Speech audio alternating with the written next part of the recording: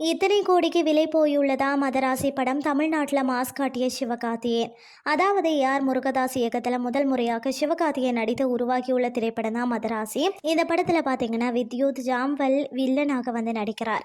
துப்பாக்கி படத்துக்கு பிறகு ஏஆர் முருகதாஸுடன் இந்த படத்தில் தான் இரண்டாவது முறையாக வித்யுத் கைகோர்த்துள்ளார்.